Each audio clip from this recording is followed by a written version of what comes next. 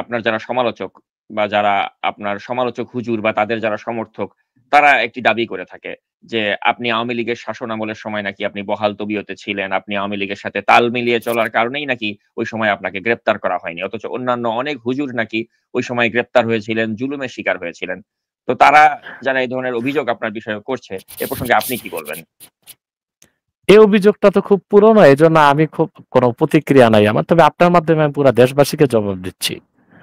আওয়ামী লীগের সাথে আমি তাল মিলিয়ে চলেছি, এটা ওই ধরনের বদ্ধ পাগল বলতে পারে যে ২+২ ৪ বলে না, বলে ২+২ ৩।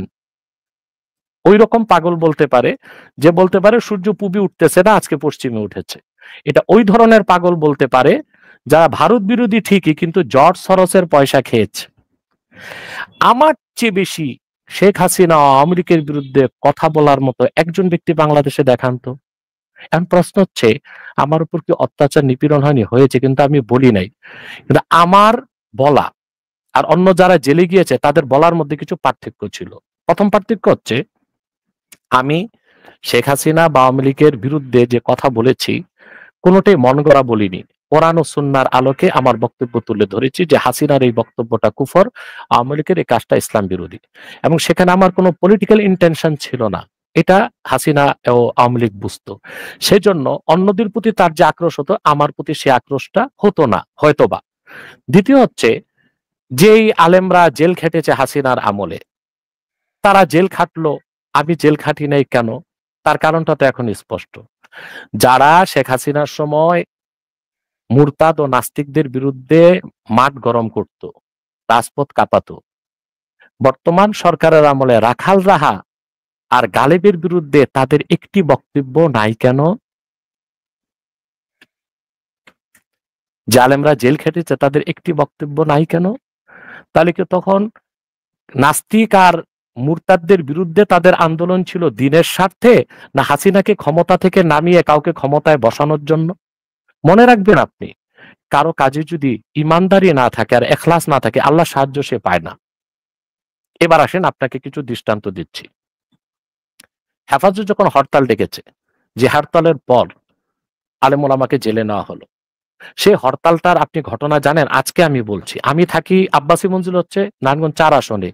এখানে ছিল আওয়ামী লীগের কসাই, আপনারা জানেন সে কসাইটাকে। তা আমি মোদী বিরোধী আন্দোলনে আমার বক্তব্য ছিল তীব্র, কিন্তু আমার বক্তব্যটা ছিল কি রকম? আমি বুঝতে পেরেছিলাম একটা রাষ্ট্রের প্রধানমন্ত্রী আরেক দেশের প্রধানমন্ত্রীকে দাওয়াত দিয়েছে, এখানে বাধা দেওয়ার কিছু নাই, মৌখিক বাধাটাই যথেষ্ট।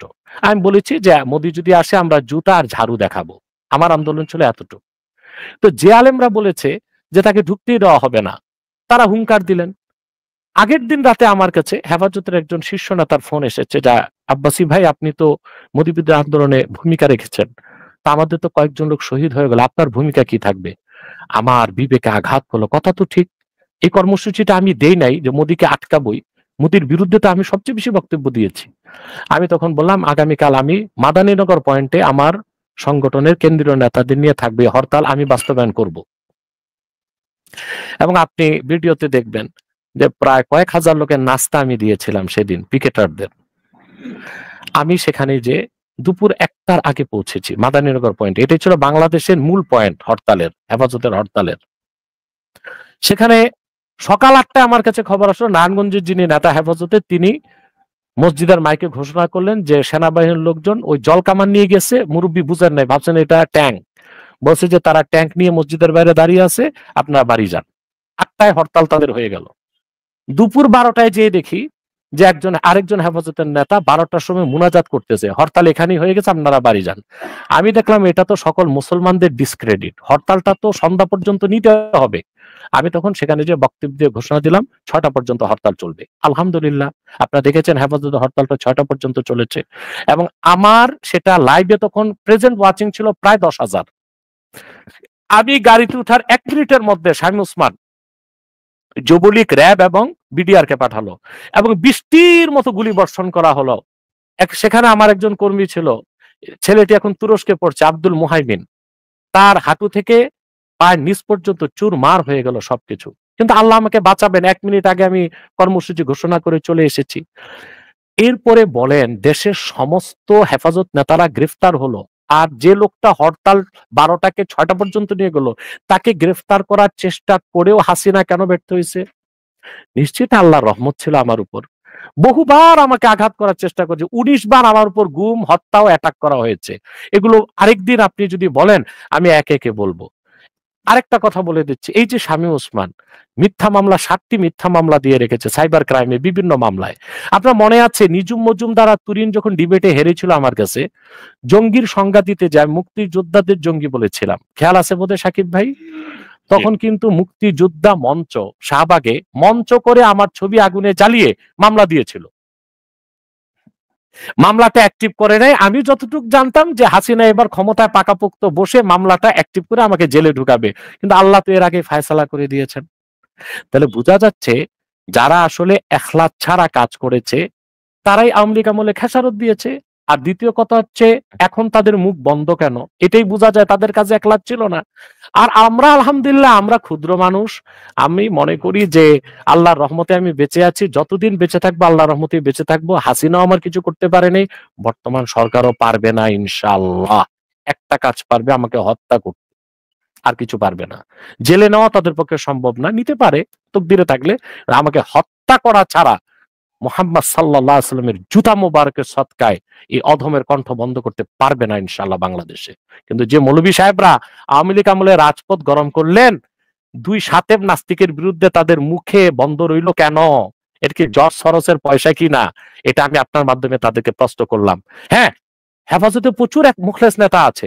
আমাদের আন্দোলনে বাইতুল মোকাররমে কারা করেছে? কারা করেছে? আপনি খোঁজ নিয়ে দেখেন, বৈষম্য বিরোধী কারা আন্দোলন, এরা কারা? এরা হেফাজতের মূল ধারার এবং কওমি ঘরানার সন্তান। এবং সেখানে আমাদের সাথে উপস্থিত ছিলেন আল্লামা মীর ইদ্রিস নাদভী, তিনি নায়েবে আমির হেফাজতের। এর মানে এই না যে হেফাজতের 2-4টা নেতার উপর হেফাজত নির্ভরশীল নয়। 2-4টা নেতা এসেছে, হেফাজত কর্মীদের রক্তে পা দিয়ে তারা নেতা হয়েছে, আবার গাদ্দারি করবে, আবার তারা ডিলিট হয়ে যাবে ইনশাআল্লাহ। কিন্তু হেফাজত যেহেতু রক্ত দিয়ে প্রতিষ্ঠিত হয়েছে শাপলা চত্বরে, হেফাজত ইনশাআল্লাহ তারা তাদের হেফাজত তাদের সফলতার অবশ্যই সফল হবে এবং তাদের সমস্ত দাবি দেওয়া বাংলাদেশে আদায় করে ছাড়বে ইনশাআল্লাহ। আরেকটা কথা আপনাকে বলি, আমার উপর নির্যাতনের কিছুই বাদ দেওয়া হয় নাই। এই আপনার আমাদের যে আব্বাসী মসজিদ জৌনপুর দরবার শরীফ, এই জায়গাটা যেখানে আছে অনেক বড় জায়গা আলহামদুলিল্লাহ। এটা আমার পরদাদার কিনা পৈতৃক সম্পদ। তিনি জৌনপুর থেকে এসে এটা কিনেছিলেন 1948 সালে। এরপর মাদ্রাসা যেখানে, এটা আমার দাদার কিনা পৈতৃক জায়গা। মসজিদটাও ওয়াকফকৃত জায়গা। শামীম ওসমানের কানে কেউ বা কারা দিয়েছিল যে আমাদের অনেক কিছু সরকারি জায়গায়। তখন সে পরিকল্পনা করে আব্বাসী মসজিদের সামনে 131 কোটি টাকার বাজেট করে একটা সড়ক করেছে, শুধু এটা আমাদেরকে কষ্ট দেবার জন্য। এবং বিশেষ করে তার আক্রোশ ছিল যে আমি যখন দিনে দূরে যাই হেলিকপ্টার ব্যবহার করি, জানেন আপনি, এটা আব্বাসী মসজিদের সামনের ফিল্ডটা আমারই করা ছিল, এখান থেকেই উঠানামা করত। অবশ্য আমি এখন আধা কিলোমিটার দূরে একটা ফিল্ড ব্যবহার করি।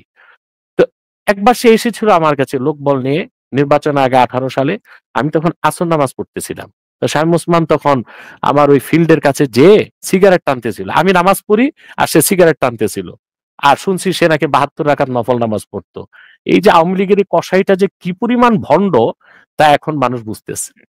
তখনই আমার ভিতরটা কামড় দিয়েছিল যে তুমি তো সিগারেট টেনে মাঠ দেখতেছো, তোমার মাথায় তো অন্য বুদ্ধি, আমি যেন এখানে হেলিকপ্টার উঠাতে নামাতে না পারি।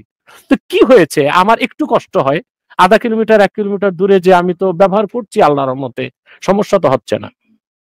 এরপর যখন আমি হেফাজতের হরতালে গেলাম, হরতালটা সফল হলো, তারপর সে যুবলীগের সেক্রেটারি, আমি নাম বলবো না, তাকে বলছে আমি আব্বাসী মঞ্জিলে বুলডোজার লাগাবো।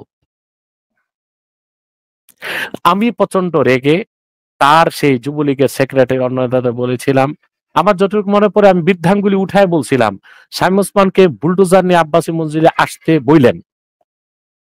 আপনি দেখেন সাকিব, আব্বাসী মঞ্জিলের ইটে একটা আচর কেউ লাগায় নাই, কিন্তু শামীম ওসমানের নিজের বাড়িও নাই, তার দাদার বাড়ি বাইতুল আমানও নাই। অতএব দেখুন, আল্লাহর সাহায্য সহযোগিতা থাকলে কেউ কিছু করতে পারে না। আমি আপনাকে একটা হাদিস বলে এই প্রসঙ্গটা ইতি টানছি। আল্লাহ হাবিব সাল্লাল্লাহু আলাইহি ওয়াসাল্লাম ইরশাদ করেছেন, লা তাজালু তাইফাতুম মিন উম্মতি যাহিরিন আলাল হক লা ইয়াদুররুহুম মান খাযালাহুম হাত্তা ইয়াতি আমরুল্লাহি ওয়া হুম কাযালিক।